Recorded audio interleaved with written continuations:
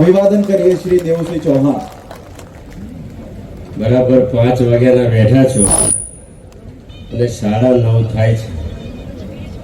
આટલી બધી ધીરજથી આપ સૌ બેઠા, પહેલા તો આપની ધીરજને હું વંદન કરું.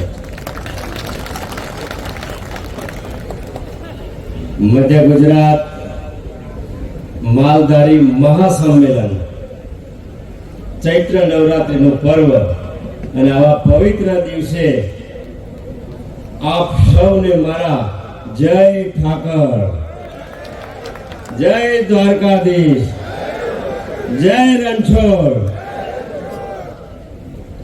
મંચાસીન સન્માનીય મહાનુભાવ, મારી સન્મુખ ઉપસ્થિત આપ સૌ પરિવારજનો, ઘણો સમય થયો હોય અને વક્તા તરીકે બોલવાનું હોય એટલે કસોટી થાય, પરંતુ હું બહુ ઓછા શબ્દોમાં આ સમાજને નાનકડી વિનંતી કરવા માટે ઊભો થયો છું. ત્યારે નરસિંહ મહેતાનું મને એક ભજન યાદ આવે છે કે માલધારી સમાજ અને ભગવાન કૃષ્ણ વચ્ચે તો મામા ભાણેજનો સમય છે. નરસિંહ મહેતા એવું લખ્યું કે તમે ઘર આગળ પધારો સાંભળ્યા, તમે કૃષ્ણના ભાણેજ, તમે ભગવાનના ભાણેજ, ભરવાડના ભાણેજ. એવું છે ને, તમે ભરવાડના ભાણેજ, સુંદર વર સાંભળ્યા. ભગવાન કૃષ્ણને એવું કહે છે કે તમે તો ભરવાડના ભાણેજ છો. તો જેનો ભાણેજ ભરવાડના, આમ પણ ઘણો બોજ એટલે મને યાદ આવે, હું કઠવાળાનો ભાણેજ જ છું. એ હિન્દુ મામાને બધા મારા મામા જ થાય.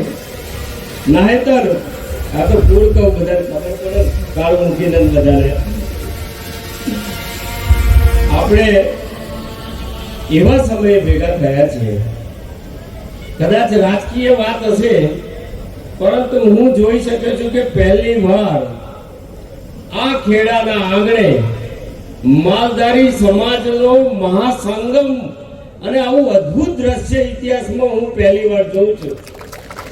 એક કી સાથે તમામ વાળા ભેદ ભૂલીને સૌ એક સાથે ભેગા થયા હોય એવું અદ્ભુત સંમેલન, એક પ્રકારનો મહાસાગર હું જોઈ રહ્યો છું. અને આજે આ સંમેલન જોયા પછી મને એક વિનંતી કરવાનું મન થાય કે ચૂંટણી 7મી મેના છે, ચૂંટણી પતી જશે, પરંતુ જો આ મધ્ય ગુજરાતમાં માલધારી સમાજ આ મહાસંમેલન જ્યારે આજે પવિત્ર દિવસોમાં કરી રહ્યા છે, ત્યારે આ માલધારી સમાજ આ મહાસંમેલન એક પ્રતિજ્ઞા કરે કે આજથી અમે સૌ સાથે મળીને અમારા આ મધ્ય ગુજરાતના વિકાસ માટે સૌ સાથે મળીને તમામ ભેદ ભૂલીને આ માલધારી મહાસંમેલનનું રજીસ્ટ્રેશન કરાવીશું. અને આ માલધારી સમાજ સૌ સમાજને એકી સાથે એક તાતણે બાંધીને સરકારની સાથે રહીને, અને આપણે જાણીએ છીએ કે આ ગોવર્ધન પર્વત કોણે ઉચક્યો છે? ગોવર્ધન પર્વત તો નરેન્દ્રભાઈ મોદી સાહેબે ઉચક્યો છે. જ્યારે ઇન્દ્રની સામે લડાઈ થઈ અને ઇન્દ્રની સામે લડવાનું થયું ત્યારે એ ગોવર્ધનને ઉચક્યો, ત્યારે બધાને કહ્યું કે તમે પણ તમારી લાકડીનો ટેકો આપો. આજે દેશમાં આતંકવાદની સામે, ભ્રષ્ટાચારની સામે, તુષ્ટિકરણની સામે જો કોઈએ ગોવર્ધન પર્વત ઉચક્યો હોય તો નરેન્દ્રભાઈ મોદીએ ઉચક્યો છે. આપણે તો માત્ર ટેકો કરવાનો છે. આપણે તો આ સમાજની સાથે રાખીને, સમાજને સૌને સાથે રાખીને જે પ્રકારે સમાજમાં છેલ્લા 10 વર્ષથી આર્થિક સામાજિક પરિવર્તનના આપણે સૌ સાક્ષી બન્યા છે. ભારતની વિદેશ નીતિની વાત હોય, સુરક્ષા નીતિની વાત હોય કે ભારતની પ્રતિષ્ઠા દેશ અને દુનિયામાં વધારવાની વાત હોય, આ છેલ્લા 10 વર્ષમાં આપણે જોયું છે. ત્યારે જેને આ ગોવર્ધન પર્વત ઉચક્યો છે એને ટેકો કરવા માટે આવું મહાસંમેલન થયું છે. ત્યારે આપ સૌને હું નમન કરું.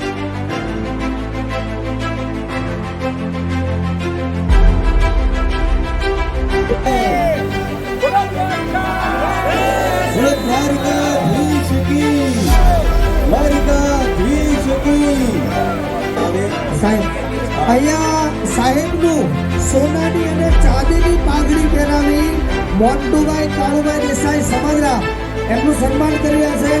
એક વખત જોરદાર દ્વારકાધીશની જય થઈ જાય. દ્વારકાધીશની, વડવાળા દેવની જય હો.